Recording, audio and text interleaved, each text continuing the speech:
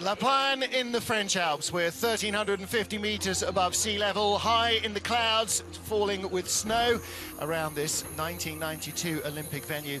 We're here for round 5 of the Wiesmann FIBT World Cup. It's the second heat of the two-man bobsled. Martin Haven and women's Olympic champion Kaylee Humphries calling the action.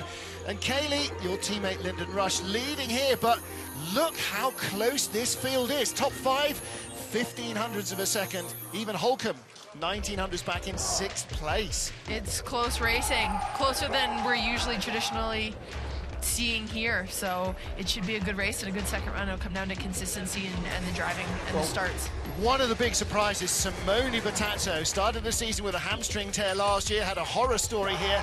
He lies in 3rd place, 500ths of a second off the lead. Only one of last year's podium finishers, Bert Hefty, is in the top 3. He was in the bronze medal position last year. He is in silver medal position here after our first of 2 heats. And he's 200ths of a second behind the race leader, Lyndon Rush. Now, we'd expect gaps this small in somewhere like Winterberg, but here in La Plagne, 1,500 meters of ice has produced the tightest race of the season so far. The biggest gap in the entire field is 400ths of a second between sleds, and that is just astonishing. It's snowing here at the top of the track. It's snowing everywhere now, Kaylee Humphries, but the great thing about La Plagne is it's got a roof all the way down, and that means it doesn't matter what the weather does, you just carry on as normal. It do. As an athlete, it's the safety mechanism. You know that on race day, no matter what runners you pick, you're picking according to temperature, not whether there's snow or not. They've turned an outdoor sport into an indoor sport. As much as you can, as much yes. As you can, yeah. As much as you can. Snow's still going to blow in. There's still wind and rain and all the other factors that go along with snow. Usually means it's more humid outside, usually warmer temperatures, so you're picking runners and adjusting to temperatures that way, but overall you're not worried about getting hooped with big snow drifts in your way. Well, that's what we were contemplating about the first heat. Our race winner last year, Thomas Florchütz, was the first man to start down the track, and he ended up in 20th place, tied with this man, in fact, for 19th, Rico Pater. We wondered whether the weather had something to do with it, maybe a little frost at the top of the track, but Kaylee, it's more fundamental than that. It's not the ice that has caused him these problems. No, I don't think so. We'll see what happens, but from what I understand, could be sled setup, could be a lot of different things. So we'll definitely see how he does on second run, but not much can change between first, second run. So if it is the way that the sled is riding, different things that they would have tried, not much you can do about it. You just kind of got to take your lumps and chalk this one up to learning experience. Well, Rico Pater, 20th fastest start in the first heat, 20th speed down at the bottom. Gets away in 6:18, 500ths of a second slower than his first start. And in a field of 31 sleds, for drivers like Rico, you know, the first thing was to get into the heat. Definitely, as we had a strong field, 31 sleds, strong competition, the top 20 are good pilots, so you know, making second run is sometimes a first goal, and then trying to come back and, you know, clean up second run from first run driving-wise. Well, he'll be trying to move up the order, but the one that we expect to try and see move up a little further is Thomas Florchütz, who will come next. It's a nice, smooth run. 19 turns of this La Plagne track, and it's almost constant corner to corner to corner. There's no straightaway apart from between the last couple of corners. No, it definitely is, and everything is all in how you set it up. And you got to nail the first couple corners, because one, like you said, one flows right into the other, and they're all important, and that's when you really gain and or lose time. Well, 124.6 kilometers now down at the bottom of the track, 77.5 miles an hour. And he finishes just a fraction slower than his first run, which is a 101.18. It's 101.27. And again, you know, for the drivers, lots of corners, it's a much longer track. It's about 15% longer than Winterberg, where we were last weekend. Comes across there, just as you can see, just gets a little too early under that corner. You can see the pilot, everybody in that sled kind of lifts up. It's like when you go over a roller in your car and you just kind of get that little bit of a light feeling. Similar thing happens, and when that happens, again, it's not smooth, it's not fast. Everything's going upwards instead of forwards. Well, Thomas Florchütz, what to make of this? With Kevin Kuska, who's behind him today, they won in November 2011 on this track. And they drove away from Stephen Holcomb and Bert Hefty. Tied for 19th is possibly, I'm suggesting, not quite what they had in mind for today. No, and I can honestly say I've never seen this, and I don't think I ever will. Seeing a German this low down in the start is not a typical thing at all. And, yeah. They had a good first start, 5.93, fourth quickest start, 5.91. So until the moment he sits down, everything's looking good. It is. And even the drive first run, so far the drive, this one, not much to report, not much to say. I mean, it looks smooth, looks fast, he's on the right lines. Well, he's a lot quicker in the first corner than he was in the first run. We were looking down the timesheets, and until you got into the mid to low 20s and into the 30s, no sleds were as slow through the speed traps as last year's race winner Thomas Florchütz. No, and you see him just gaining time. He just seems to be getting faster and faster. Well, tenths of a second by each and every time clock. So, you know, maybe it was just as simple as the ice and going off first with it being a bit frosty. You never know. Sometimes, I mean, the top 10 are all a draw. That huge skid out of 18 into 19, that will cost him a lot of time, but he's really just trying to make up as many spots as possible, so. Okay, 60.57 seconds in the first heat. That would have left him our race leader. That is the single fastest run so far of the 33 sleds now that have gone down this track. So there you go. There was definitely something else, and it may well have been that the track was just too frosty at the beginning. Could have been. You see that big skid here. He's going sideways on the track. He's really trying to get it straight again by moving those runners. All of that plays into a difference. Not a great straight, not at all a good straightaway from 18 to 19, but that was the only thing, honestly, to report. The rest of that run was really, really nice, and you see it in the time.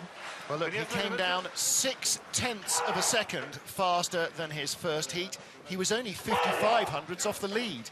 He could be in the leader's box a long while. Definitely, I think we're about to see that for sure.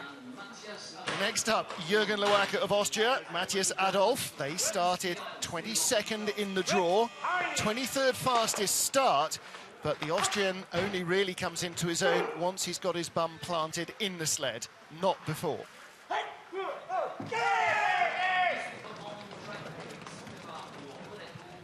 We'll see what Jürgen can do here at the start. Traditionally, not as strong of a start, and he's 6:26. He's way off the place, especially now that he's trying to catch Thomas and Kevin. He dropped 1/10 of a second to his own first start as well, so that's not exactly helping his case. A full kilometre an hour slower through that first speed trap, and that shows not only were they running slower, they didn't get as much energy into the sled, they didn't accelerate. He was 200 in front of Florchütz from the first heat. He's already 6,400 back.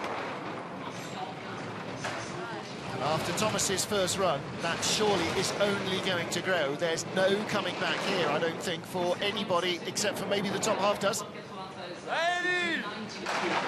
124.1, Florchütz 125.4.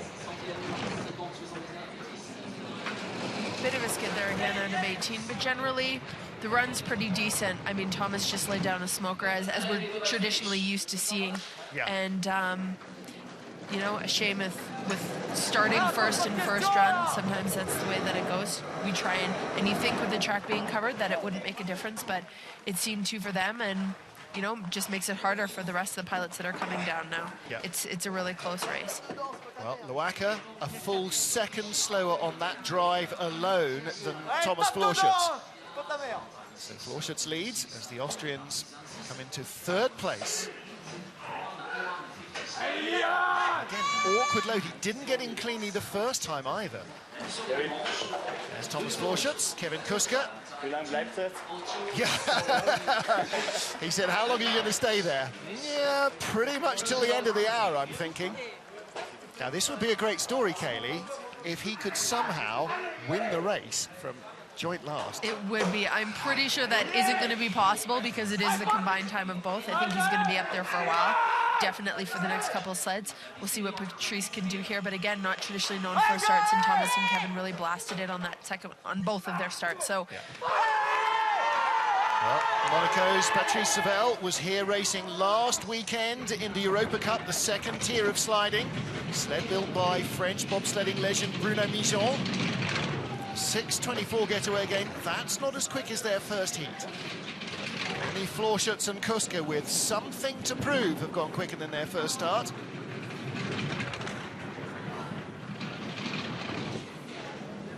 Overall, again, Patrice is a great driver. These lines looking smooth, looking clean, but he's got a huge person to catch, a huge team to catch, and the track just, unfortunately, I don't think is long enough. You're just going to see him bleed time as Thomas just gained time the whole entire way down. This is like a Formula One race where you put Sebastian Vettel, the world champion, in his Red Bull car right at the back of the grid. It doesn't matter if you're starting in front of him in your HRT or your Lotus. You know he's going to come by you. It's just a question of when. And this is the same. Monaco, 1 second behind and drifting away. They have dropped down to 4th place. Wow. That's not even close to what they did in the first heat. That's 0.6 of a second slower. My goodness, this is, you know, Florchütz just saw everybody else just blindingly fast after him, and now looks like he's had the last of the ice and everybody else is running through slush. Go, Rosie! Well, this could be a very entertaining second heat, Kaylee. It definitely could. Right, let's get money on. We'll write in a sealed envelope where we think Florchütz is going to finish, and we'll open it at the end of the show. But again, you know, not too much to say about that run. It was pretty clean. Bruno Mijon on the right there. Maybe not as thrilled with that. Patrice Seville will finish at the bottom of the pile. Well, next up, Chris Spring of Canada. Started 4th out of start shed, and again, maybe didn't get the best of the ice. Certainly was looking strong early on, but subsequent, a whole bunch of sleds went quicker.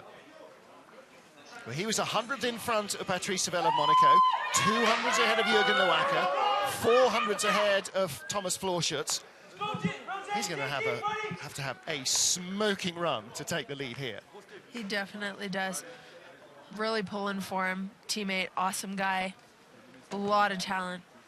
Look at the leg power of Adam Ruzenki on the back handles. You just see it, those legs whip, and the turnover he's got is unbelievable. What a beast. 6:10 starting again. Not quite as quick as they managed in the first heat. Well, Florchütz and Kuska, 5:91. That's 20 hundredths of a second quicker. Very nice 4 down into 5, but hit out of 3 into 4, so that's going to cost him a bit of time. Really, distract doesn't start to pick up until about corner 6. It's pretty flat. The velocity that you give it at the start is really what makes a difference down and until 6. From 6, it continues to get faster and faster and faster up until around corner 16, 17, and then it flattens out again up until the finish. The gap to the leader is growing, but Chris Spring still in second place. Very good speed, 1:24.5. It's pretty much as quick as he was going in the first heat. Exactly the same speed as the first heat, and the same mistake, 18-19. He wasn't going to catch Florchütz, half a second back, only lost 100th down at the bottom because he had good speed. Now, his first heat, 1:01.14. His second heat, 1:01.30. Not much you can argue about with that drive. No, definitely not. Technically, it would have been a better drive. Has a faster downtime with a slower start. So he definitely made up some time there, but very consistent, which is always a big thing for most pilots. So consistent driving, not quite as good as he came in through last year, but competition seems to be tougher this year. So, well, a whole host of more sleds this year. America's Cup champion 2 years ago in 2-man and 4-man. Last year, his World Cup rookie season, of course, curtailed by that big crash in Altenburg. Still looking to recover all of that lost fitness. Well, next up, Nick Cunningham. At one stage, he was 3rd in a US 1-2-3. That was at one stage. Then the track got quicker. First 2-man start for his brakeman, Andreas Drebel. Thomas Florchütz on the left, Kevin Kuska on the right. They're going to need some more warm clothes, the length of time they're going to be standing in the leader's box. Well, what can Cunningham do here? Again, they started decent, Kaylee, 6:02. he has had a little trouble with that machine gun there. You really got to try and get that in and get those, you know, in. You don't want that sled and those runners cooling off on the ice. And it's a bit distracting for the pilots. You want to be able just to get it in and go right away. He has got a new BTC Latvia sled for this European campaign. 6-0, getaway again within 100th of their first start, so that's exceptional starting from these two guys. And good momentum as well, 66.9, only one sled quicker. Guess who that was? Our race leader, Thomas Florchütz. Okay.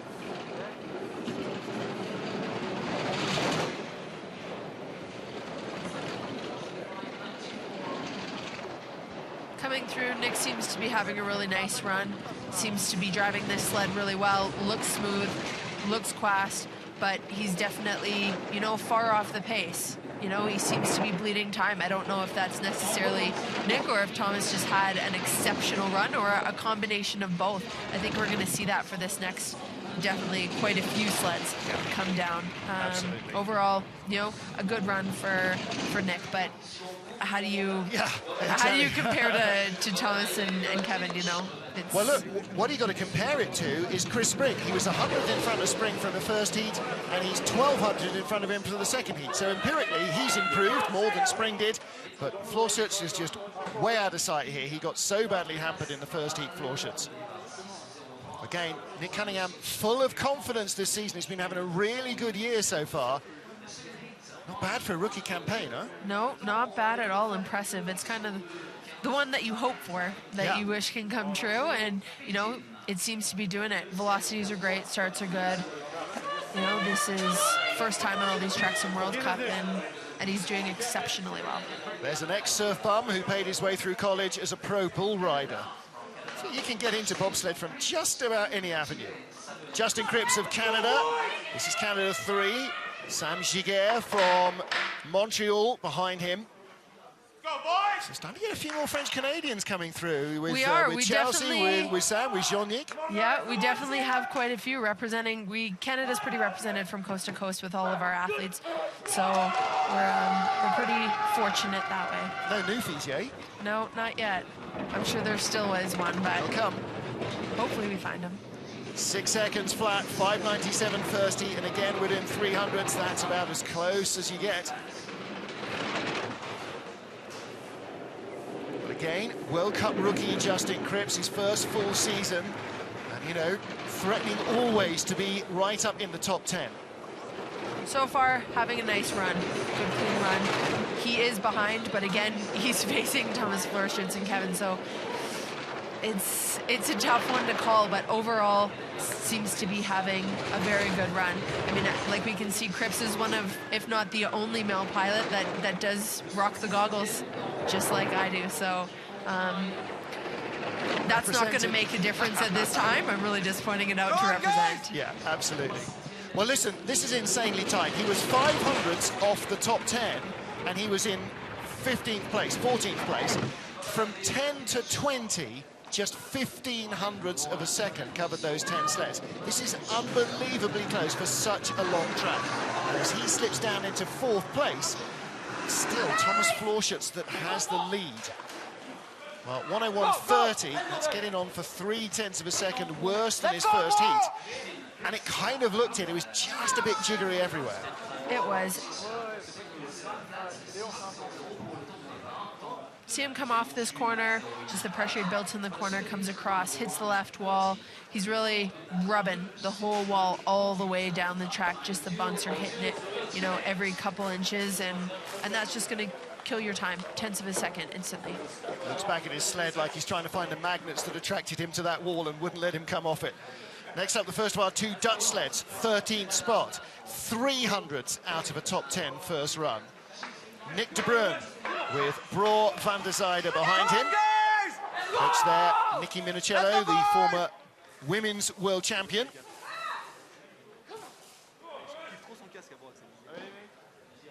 Well, two Dutch sleds looking very strong here this weekend. De Bruin, the rookie. Teammate Van Kalker in 5th spot. They're doing the rock at the start as well. And as you can see on these Eurotech sleds, that push bar seems to be a little longer than most, which personally I feel gives me a bit of an advantage. But compared to most of the hands, your hands as a pilot are able to be a little bit wider apart, and when you're pushing something, hands close together isn't as strong as wider apart, so an advantage Zero-Tech sleds have. Listen, these two are real beasts. 67 kilometers an hour, only one sled faster through that speed trap, and that's the race leader, Germany won. He's only 800ths of a second behind him at the moment. Of course, the gaps were tiny. He was only 1200ths up on Florchütz from the first heat. Now he is in second spot.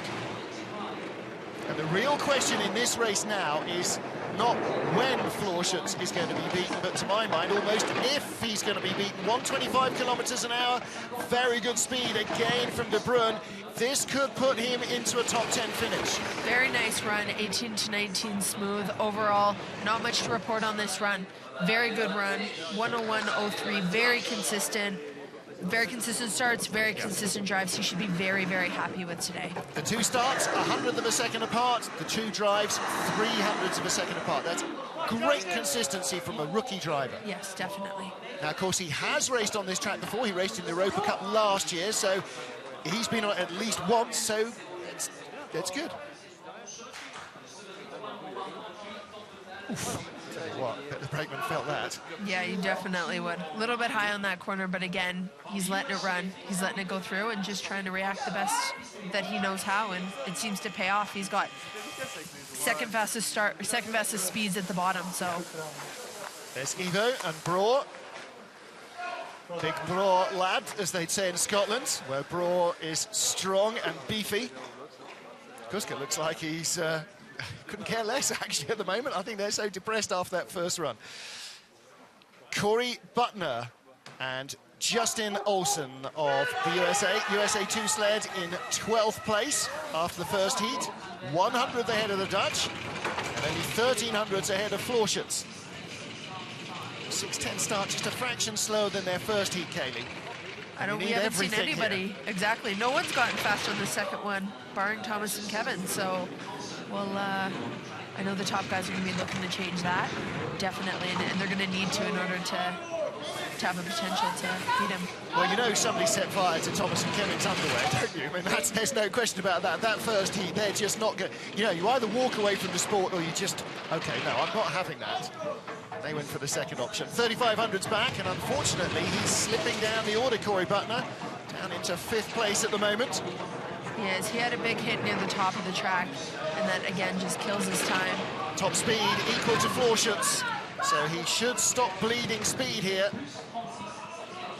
Oh, big apart skid, from that. Big hit out of 18. Again, that's the longest straightaway on this whole entire track. Up to 2nd place, so he retains his position with the exception of Florchütz, who is just climbing over everybody at the moment.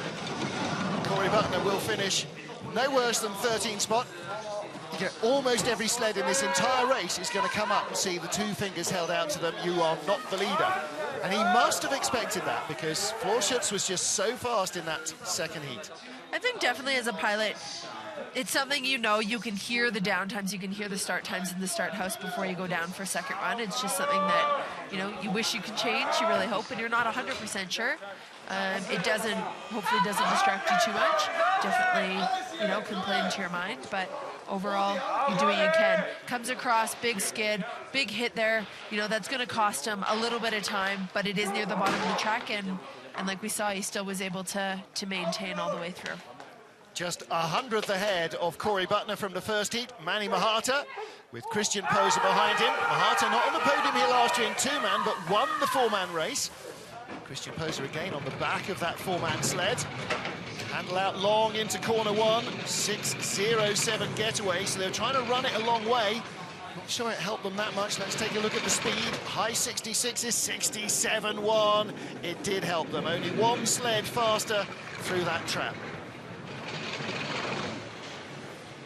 Well, now, can Mahata recover from 11th place? What must be a disappointing run for a German driver.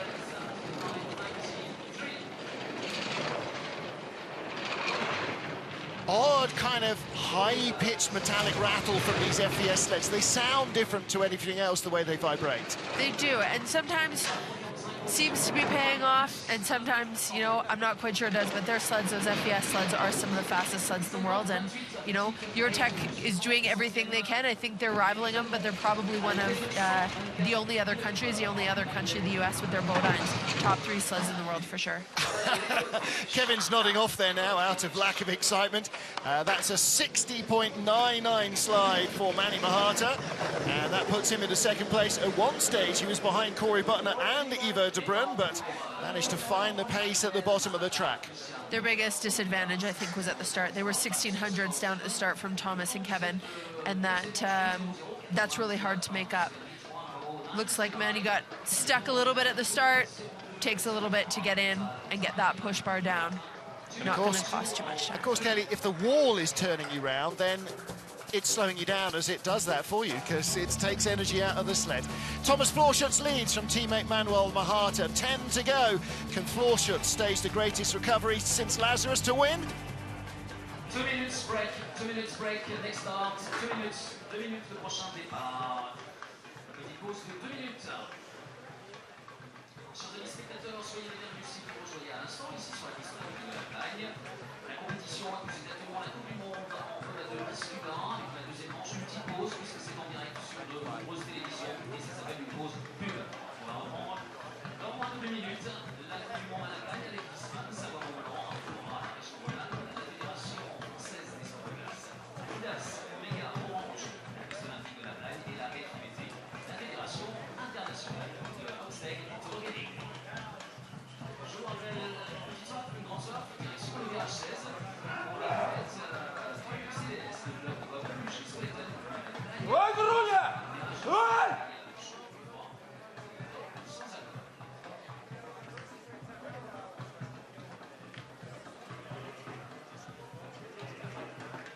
Можно! Вперед, мужики, вперед! Можно!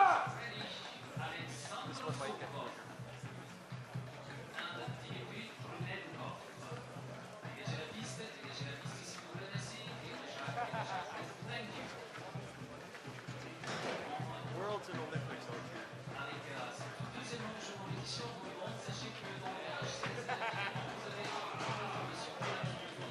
Ой! Бежать! Вперед!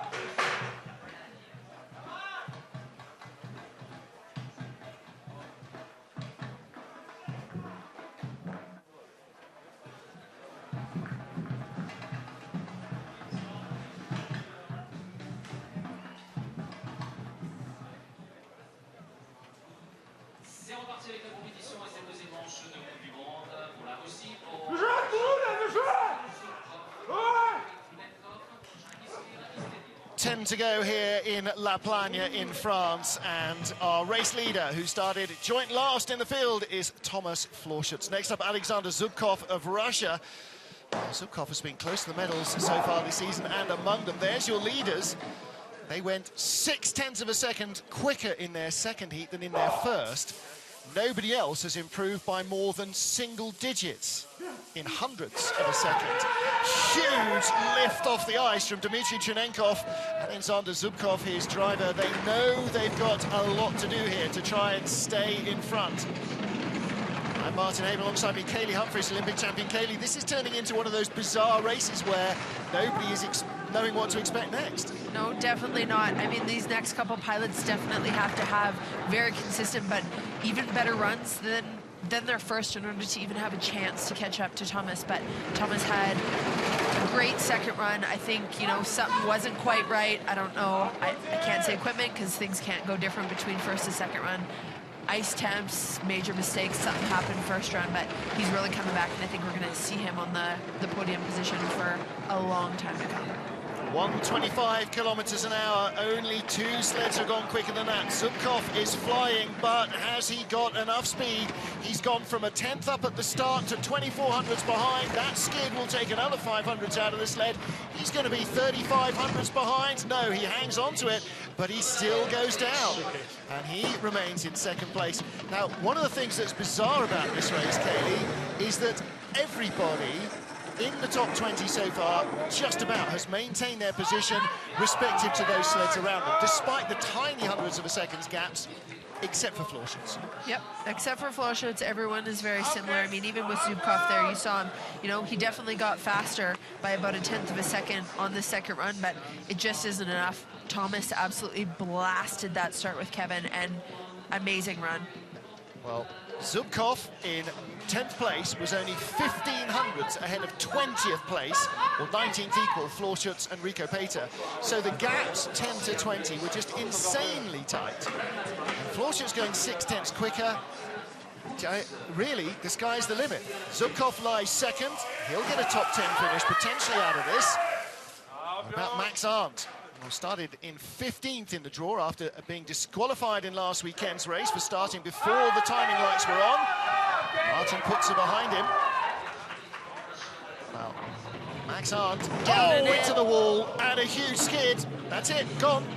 Done. Park it. 6:15.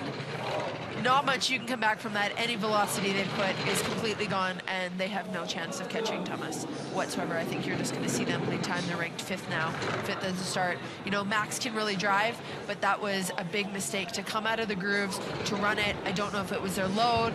Max just didn't have the D-rings. However it goes, that huge skid hit the wall, skidding all the way around one. Well, I said this about... You can't make those mistakes at the top. I said this about a couple of skeleton sliders last weekend at Winterberg. If there was a left-hand turning into the car park before corner 1, half a dozen skeleton sliders who hit the wall in corner 0 would have gone straight in there, parked it and gone home. And that's exactly what Arndt wants. He's 9/10 behind. He's already 10 spots further back. He could end up at the bottom of the field. He will be at the bottom of the field, surely. 10th place now, no. He's in front of Jürgen Lowacke and Patrice Savelle.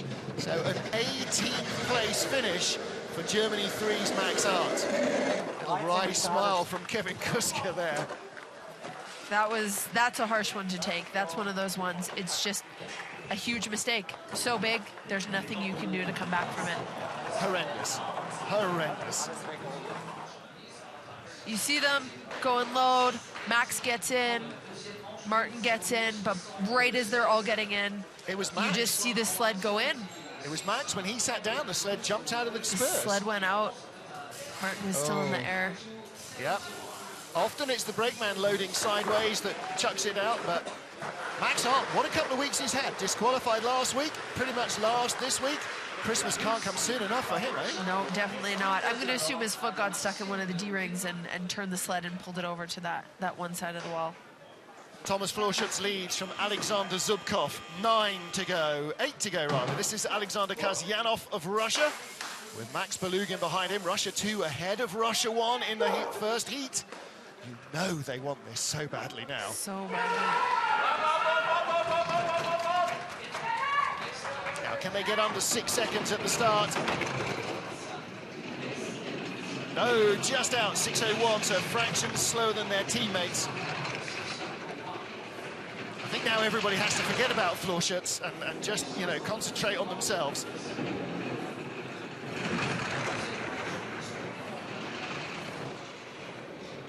I think the standout thing about his first drive, Kaylee, was how quiet the sled was, how little was going on.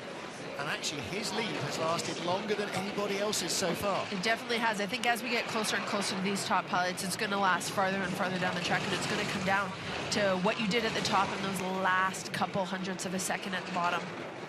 700s back, 124.5 though. He's going to lose more speed at the bottom. The gap will grow. He's still in second. He's still ahead of Zubkov. 900s. He's still in front of Zubkov. Nice straightaway, 18 to 19. He's going to take that speed down into this last and final corner with him. He's going to beat the boss. He does beat the boss ahead of Alexander Zubkov. Well, come on, Pierre, cheer up. You've got 2 Russian sleds looking strong in the top 7 positions. He did, and they actually had the exact same downtime. Slower start time. Kasyanov must have drove better, but definitely the exact same downtimes for both Russian teams on that second run. Okay, for Pierre to be really cheerful, they'd have to be tied for first with that tie. I understand that. I understand that, but good start from these guys. They really dug it out. Very good start. 6:01, again, besides Thomas and Kevin, the next team to push faster on their second push than first push. Hits the wall a little bit on the right before going into that corner. just makes it for a bit of a rough entrance, and those are those little tiny mistakes that you don't think make a difference, but every 100th of a second counts, and those were definitely a couple hundredths right there. Next up, 7th after the first heat with Oskars Melbardis is Daumann Striskens, the brakeman of Latvia 1. And there are your leaders, Thomas Florchütz on the left and Kevin Kuska on the right. Well, I'm not sure we've seen anybody spend 55 minutes in a leader's box. We may, just may.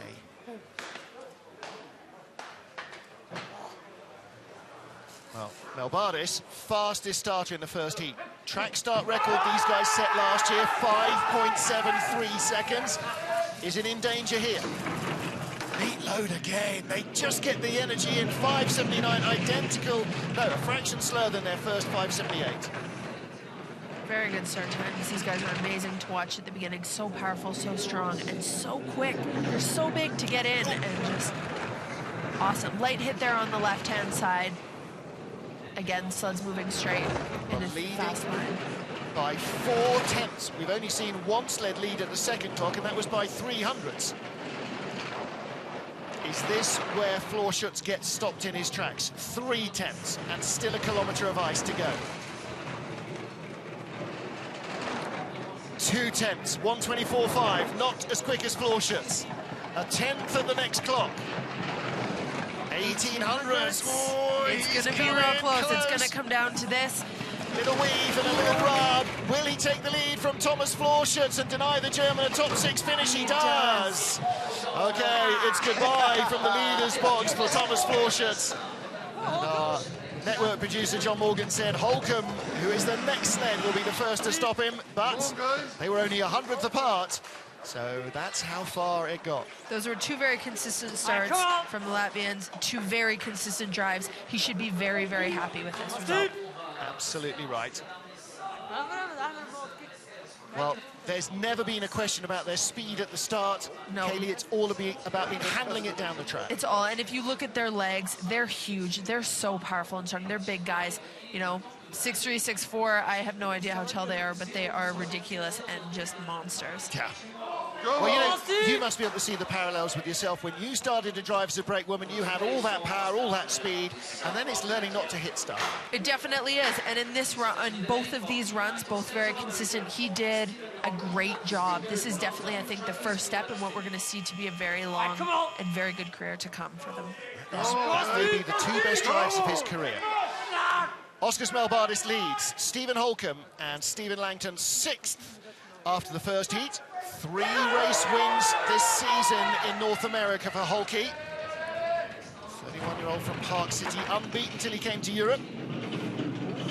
5.91 getaway, exactly the same as their first start. He's definitely still going to have a good drive in order to keep Thomas moving down the line and not continue to move up, although he's not in the leader's box. It's still an extremely close and tight race. He's going to be looking, though, to have a better drive than the first run in order to move up a couple positions with still 5 sleds ahead of him. Yeah, he was only 1900ths off a gold medal, and that is achievable on this track with a good drive. They were second quickest starters in the first heat. They've matched that in the second. He's down to within 700ths of the leader, and this is where his experience pays Kaylee. Better speed than the Latvians. It does. He will take the lead. You saw the Latvians just bleed time this whole way, and you're going to see Holcomb make that up. He's an amazing pilot, definitely one that I look up to, and a few taps there on the left-hand side. He knows how to just be able to let it run and minimize damage, and 2/10 run. A 60.66 second slide, 1600ths of a second quicker than his first heat.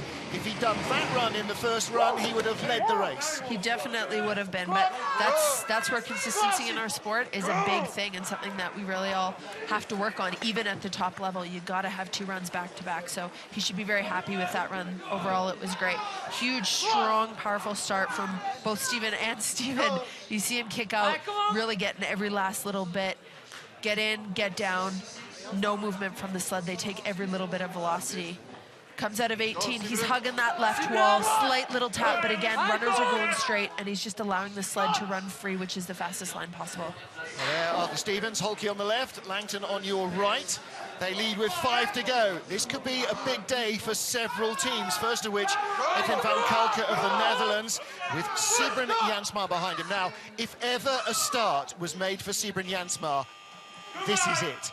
6'6" of him with about 38-inch inside leg, I would have thought. He can stride this out down to corner 2 or 3.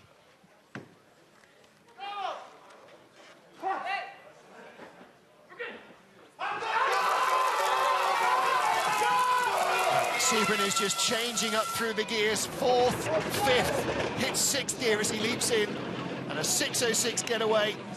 That's going to see them maybe outside the top 10 starters, but it gives Edwin a chance, but he gives some of that away there. Definitely big skid from 2 to 3. That's going to cost him time. 1, 2, and 3 on this track is extremely flat. You got to keep it moving forward. You got to keep moving straight, and no skidding or hitting at all, or any advantage that you've given yourself at the start just bleeds it the rest of the way down.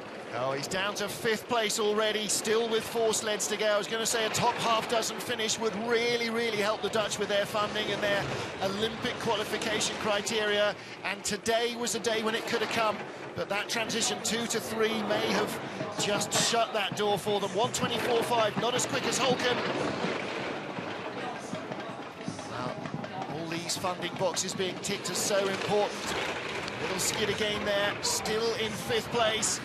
And that's where he gets to the line, 1:01.19. Holcomb may be in the medals with that second run of his. Well, you can see him throw his head back. Kaylee, we talk about graveyards of time. Corner 2 was his graveyard. Yeah, it definitely was. We'll see it here. The start's strong, powerful. I mean, Sybren is just so tall and big and strong, and he really just runs it right into corner 1. You see Edwin get in, still again nursing that bit of an injury, gets in, comes out of 2 here and just skids the whole way down, hits on the left, and just goes completely the wrong direction into 3. And that kills any little start, and that's what crushed him for second run. Motorcycle racers and rally fans will spot an opposite lock flick that used to slow the car down. That's not what you want in a bobsled. Well, we talked about potential big days for nations, and it could be a big day for Great Britain. John Jackson and Bruce Tasker, 4th after the first heat, 700ths of a second behind the leader. Well, there's Stephen Holcomb on the left, Steve Langton on the right, and now it is about the medals. The gaps here are so insanely tight on this 1,500 meters of ice that anything could happen. It's within Jacko's power to get himself into the top 3, and who knows, potentially he could go right to the top with the ride of his life here. Let's hope I haven't just set the bar too hard. Again, oh, and a huge slide into the first corner. And a big skid into that first corner. Getting down and in off the start is so important. That's really going to cost some time. Again, they're already dropped down to 3rd at this point. Hopefully can stop the bleeding and minimize the damage as best as possible. But to really move up, it's going to be very difficult. Their first corner speed, 65.9. In the first heat, it was 67.1 kilometers an hour. They're already down to 5th place. So he is going to do well just to finish in the top 10. And like Van Kalker, long before he got to any of the notifiable hotspots on the track, the damage was done. 125 kilometers an hour. Again, great speed from the Hilti sleds, and that's something we always see from Hans Hildebrand sleds. When the speed numbers are high, they're right there at the top. Still 5th. Oh, he's going to be heartbroken at the end of this. I mean, empirically, it's a good drive to recover from that first corner. But Holcomb leads and gets closer to a medal. At this point, you know what, you can see, Bruce, they're going to be disappointed. They're going to be upset. It was all in the start and corner 1. That was everything. The drive was decent. Everything about those 2 runs was great. It just all came down to the start, and that was it. You see him load, you see him get in, everything looks clean, and the sled just goes to the left, and you're going to hit the wall. You're going straight for the wall, comes out, the whole back end of the sled skids. There's not much you can do. That's just horrible when that happens. Worst feeling, too, to have to drive down after something like that. But the potential is there, clear for them to see. Well, they slipped down to 5th spot. We have 3 sleds to go. Our top 8 sleds were from 8 different nations. When was the last time that happened? Here's Simone Battazzo of Italy, with Francesco Costa in 3rd position. 2 two-man wins in his career. It's been a while since Cesana 2009 when he won the 2nd of them. Sled of his own modification. This will be 6:04. They started 5:99 in the first heat, which is a great start for the 2 Italians. 66.8 kilometers an hour. That's good speed, but he's going to struggle to stay in front of Stephen Holcomb for the medals. First run, great start, really great drive. Simone knows how to drive, and you know, we'll see as we get farther and farther down this track. Hopefully he can make up that 10th that he's behind currently at the moment. Kaylee Humphries, the Olympic champion beside me here, winner yesterday, calling the action as we watch the battle for the medal. Steve Holcomb still leads, still not getting any further away, but not getting any closer. Not as quick as Holcomb. He's maintaining that 10th position. He's driving this track just as well as Holcomb, basically. This is what it's telling us. The last 3 of the splits have been the exact same. They're both allowing the sled to run, having good runs. Steven made it up at the beginning, and you see it there. Holcomb is in the medals, and Battazzo slips to 2nd spot. Is he out of a medal? Well, it's such a turnaround from last year, where he was sitting in at the start with a badly torn hamstring. The 4-man, the brakes broke here, and he just shot straight out of the end of the finish area as well. In our sport, anything's possible, and you really see that at the start and at the beginning. In this line there, he goes really high, dips really low, but at the same time, on that specific corner, on corner 16, you can let it do that, and it's about letting the sled run free. 3rd fastest speed at the bottom, obviously that line pays off. Great speed from that Italian sled. He goes over to offers his congratulations to Langton and Holcomb. And Holcomb leading with 2 to go. How did you do that? I don't know. Now, 2 sleds separated by 0.02 of a second after the first heat remain. Bert Hefty took the bronze medal last year behind Thomas Florchütz and Steve Holcomb, our current leader. Then he had Thomas Lamparter on the sled, as he did last weekend. This weekend it's Alex Baumann, who has joined the World Cup Tour as his alternate brakeman.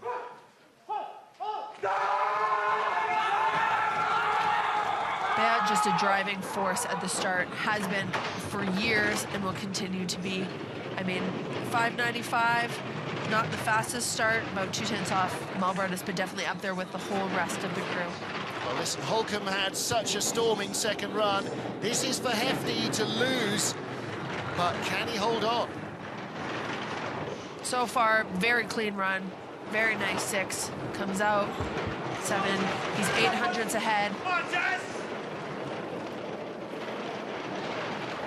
Well, the gap is coming down. Is he going to be in the red? Still just there. Needs to have 125 and change. It's not enough. Holcomb was 125.0 as well. Will he hang on in the lead? 400s. It's going to be so close. A skid there. That's 100th or 2. What's he got at the bottom? Oh, and hits the wall and still just takes it. Holcomb's not going to win here. Hefty has the lead with 1 to go. Well, Bert Hefty won last weekend. Stephen Holcomb and Stephen Langton will be in the medals. They took silver last year ahead of Hefty. He turns the tables on them here this year.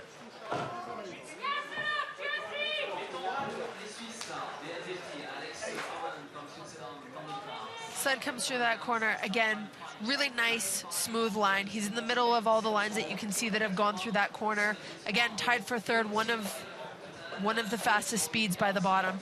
Overall, very good, very nice, clean run. Comes out, you see a slight, tiny skid, but he straightens it out by just kind of giving it the little cha-cha-cha with the runners right at the beginning of that straightaway, and he goes right down into 19 nice, and he's able to maintain his lead. Well, Bert Hefty's record so far this season, 1 World Cup race, 1 win. Could he take the gold medal here? Well, Lyndon Rush last year finished in 5th spot. in La Plagne. He and Jesse Lumsden lead after the first heat here. And they started 5.93 in the first heat. You know Jesse will be desperate to try and go quicker. 5.93, right on the money. Everything comes down to Lyndon now in the drive. Jesse did his job. They've both done extremely well at the starts. He's going to have a little bit of a hit there before 4, but again, a clean exit of 4, which is really what you need, because 4 to 5 is a decent straightaway as well. Outstarted Hefty by 200s, doubled their advantage. They had almost exactly the same speed through the first trap. They are now double their advantage again, 700s in front. Overall, this run is looking really nice. It's looking really smooth. 1300s, he's gaining time. Lyndon knows how to drive this track. The Eurotech sleds are running really well. Him and Jesse started awesome. He's 2 tenths ahead. This is so good. 126.3 kilometers an hour, 78.5 miles an hour. Nobody's even been close to that speed. He can skid here all he likes. It is going to be the first win of the season for Lyndon Rush of Canada. He takes it by a quarter second and change.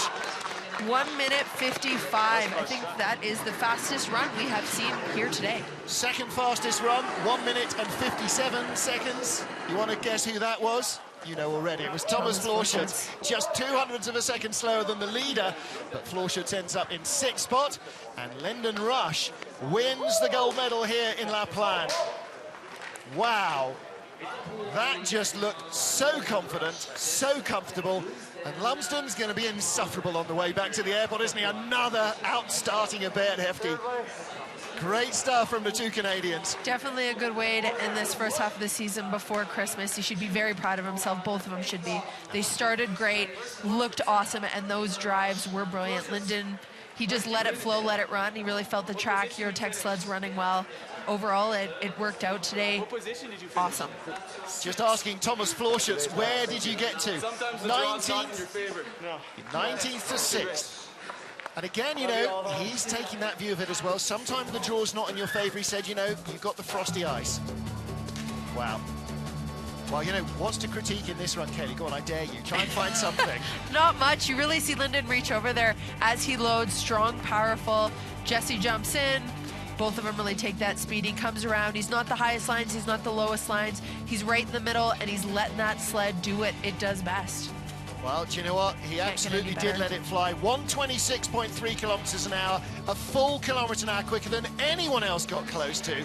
And he led the first heat by 200s, added a quarter of a second to that in the second heat. Stephen Holcomb comes up from what was 6th in the first heat to take the bronze medal ahead of Simone Bertazzo, Oscars Melbardis and Thomas Florchütz, 19th to 6th. That's one for the statisticians. Has anybody gone higher from a lower finish? Well, we will find out what our leaders think right after this. Stay with us live in La Plagne.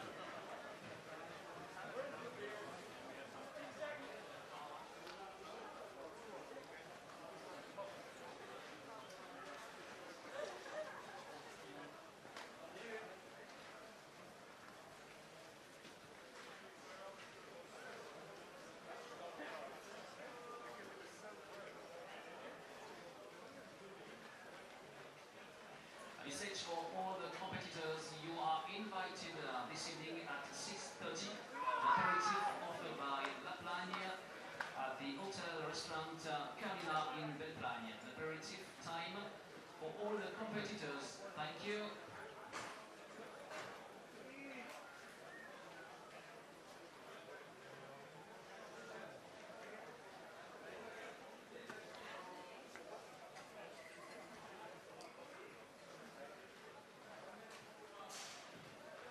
Coupe du monde à la Plagne avec Visman, Savoie-Moulan, à Opora, la région Rhône-Alpes, la Fédération française des sports de glace, Adidas, Omega, Orange et la piste olympique de la Plagne et la FIBT, la Fédération internationale de bobsleigh Togo Gaming. Merci à toutes celles et ceux qui ont travaillé encore sur cette journée et on n'oublie pas bien sûr demain le dernier rendez-vous Coupe du monde, compétition pour demain. C'est en bob à 4 chez les hommes pour demain matin en rendez-vous de sport, de glace, de glisse, de temps et de vitesse. Ça va donner, venez nous retrouver demain. À toutes et à tous, bonne fin de journée. Merci.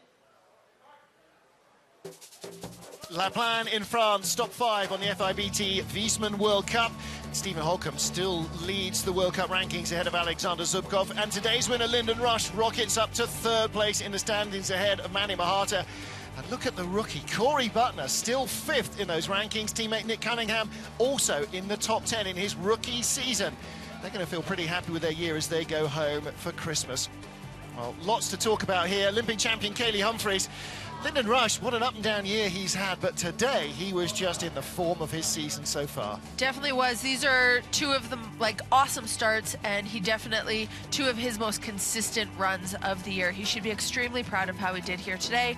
And hopefully, you know, this is just the very beginning of what should be the rest of a very successful season for him. Well, his season goes like this: 7th, 20th, 2nd, 6th, 1st. Yeah, they've got it. They just need to find it every weekend. Let's hear what he thinks about it as we catch up with our top 3. John Morgan is there. Okay, giving the flowers away, the manager of the track and the competition here from France, Jean-Marc Ganzer. Great job they've done here in Plagne, France. Jean-Marc now presents it to our gold medalists from Switzerland. Or from Canada, and now we'll go for the interviews.